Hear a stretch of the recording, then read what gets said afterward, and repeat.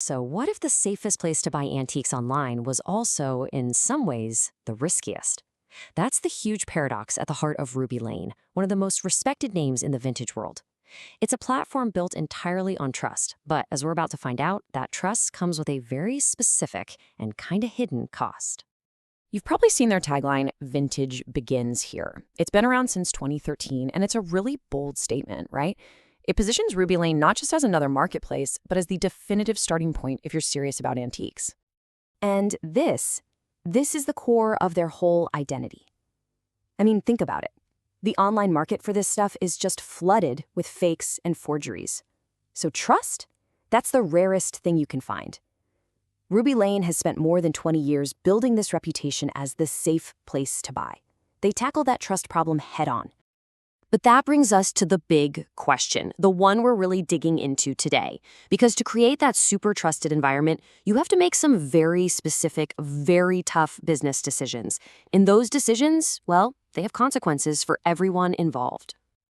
To really get what Ruby Lane is all about, you have to stop thinking of it like an open-air market and start thinking of it more like a fortress. You know, a carefully guarded space where only the absolute best are even allowed inside the walls.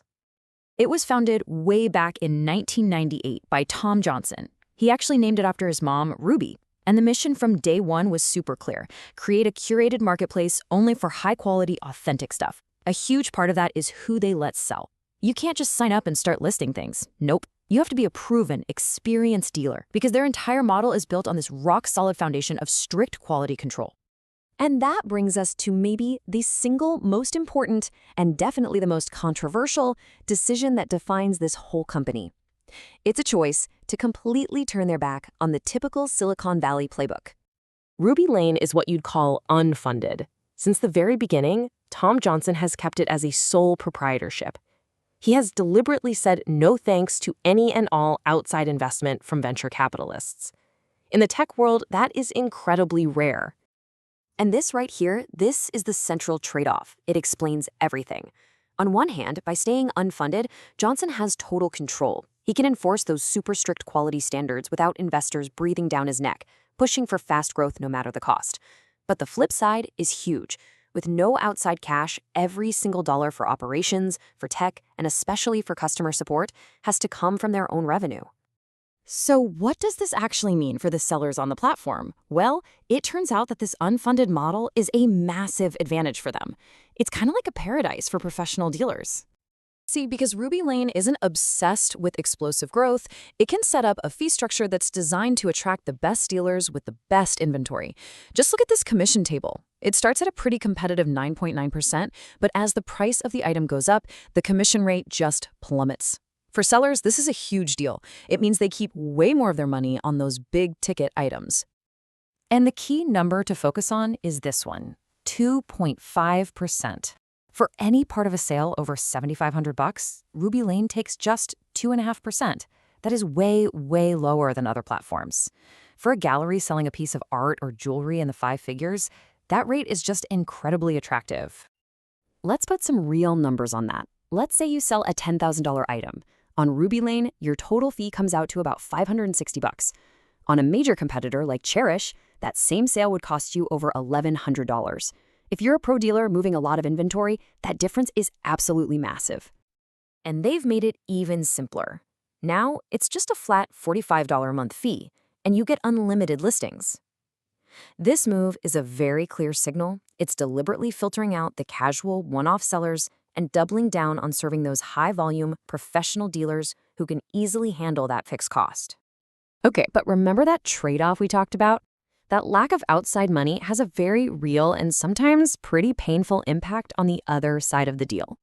For buyers, what happens after you click buy can sometimes feel like a real gamble. This chart from the Better Business Bureau tells a stark story. Over a 3-year period, look at the complaints filed. Ruby Lane answered almost all of them. But now look at how many were actually resolved to the customer satisfaction. Just 1.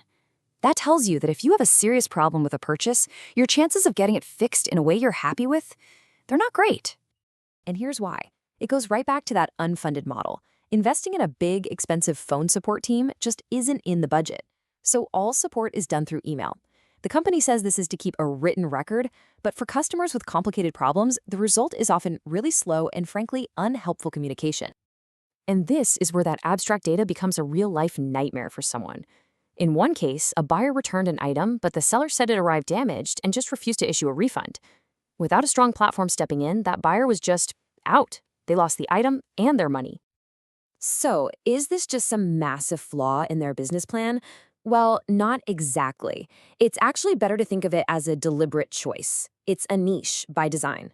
See, Ruby Lane isn't trying to be everything to everyone. They are laser-focused on a very specific type of customer. The bottom line is this. Ruby Lane made a calculated decision. They invest their limited self-generated money into what they do best, which is vetting sellers and making sure items are authentic before they're ever listed. They've prioritized that pre-sale quality over building out a big post-sale service department. And if you look at their audience data, this strategy starts to make a whole lot of sense. Their biggest demographic is in the 55 to 64 age group. We're talking about established collectors who value authenticity above everything else, and maybe they're just more used to a different style of customer service. We also see a user base that's overwhelmingly female, about 2/3 of their audience. This just reinforces that profile of a very specific, established community of collectors that the whole platform is built to serve. So it all kind of clicks into place, doesn't it? The whole business is built on this one core belief. If you can attract the absolute best professional dealers who have the most authentic, high-quality stuff, then the trust of the right kind of buyer will just naturally follow. In their view, the quality of the item is the customer service. And that leaves us with a really big question. We live in an age that is completely obsessed with customer experience, right? So can a business model that operates like a fortress, one that prioritizes what's inside the walls over the service at the front gate, can that actually survive in the long run? That's the real question for Ruby Lane's future.